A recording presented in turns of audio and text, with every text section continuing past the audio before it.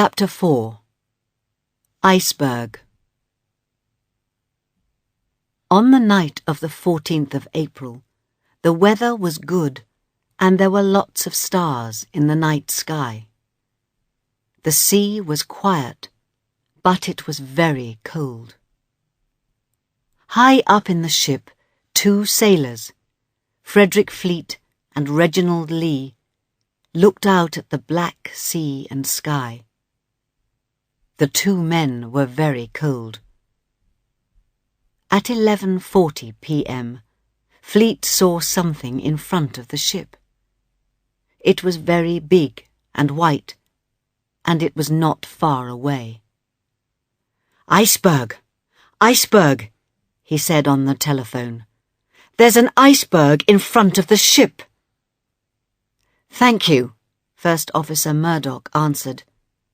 "Turn left, quickly," he told Robert Hitchens, the sailor next to him.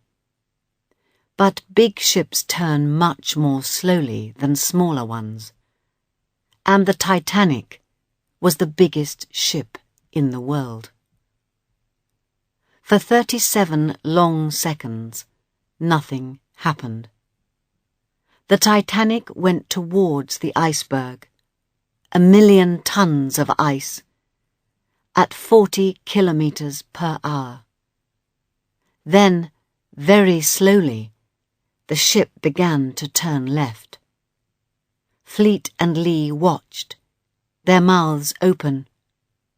The iceberg came nearer and nearer. They heard the noise when it hit the right side of the ship. They could see ice down on the deck.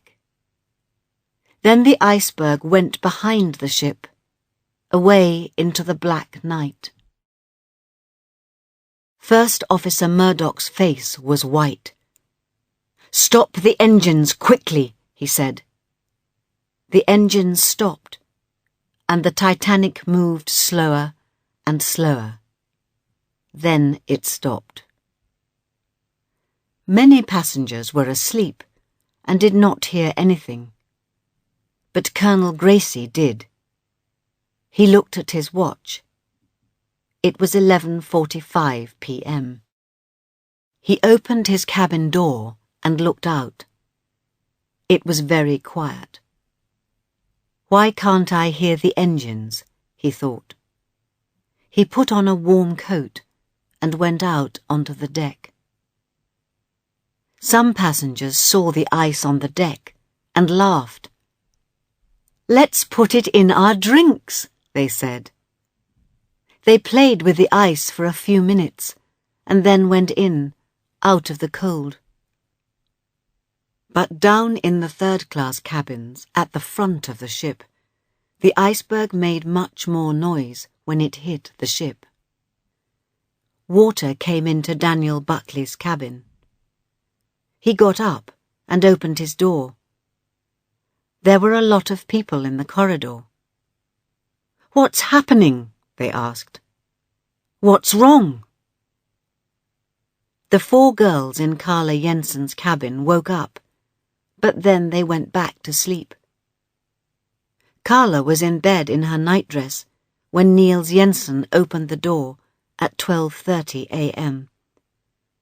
"Come on, Carla, get up," he said. "Something's happening. We must go up on deck."